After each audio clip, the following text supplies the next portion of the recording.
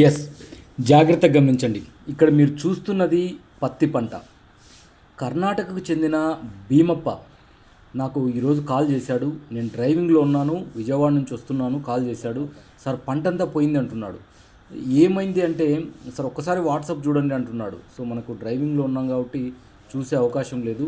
So నేను తర్వాత చూస్తే పంటంతా కాలిపోయింది. ఎందుకంటే చూడండి, తెలియక జీరో వీడ్ అనే వీడి సైడ్ను కెమికల్ను ఫంగిసైడ్ అనుకొని స్ప్రే చేయించినాడు. వర్షాలు పడుతున్నాయి, ఆ పూత కాయకు ఫంగస్ రాకూడదని చేయించినాడు. స్ప్రే చేయించిన 4వ రోజుకు ఈ విధంగా తయారైంది. కాబట్టి స్ప్రే చేసేటప్పుడు చాలా జాగ్రత్తగా చేయండి. సో భీమప్పకు ఉండేది 1.5 ఎకరానే, మంచి బీజాలు నాటినాం సార్ అని చెప్పినాడు నాకు. సో బాగా చేతికి వచ్చేటప్పుడు ఈ విధంగా చిన్న చిన్న పొరపాట్ల వల్ల చూడండి ఇట్లా చేసుకుంటారు. సో దీనివల్ల ఏమైపోతుందంటే ఆ మనిషికి నిరుత్సాహం ఏర్పడి ఏదో పెద్ద విషయాలకు కూడా దారి తీయచ్చు. నేనేం చెప్తున్నానంటే, పొరపాటున గడ్డి మందు పిచికారీ చేస్తే వెంటనే మామూలు నీళ్ళు పిచికారీ చేసేయండి. నీట్గా తడిచే విధంగా, తోటంతా నీట్గా తడిచే విధంగా.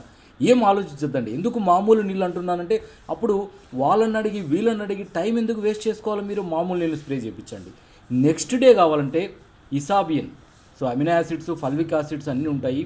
Plant growth promoter Isabion Syngenta company 2 ml/లీటర్తో స్ప్రే చేయించండి.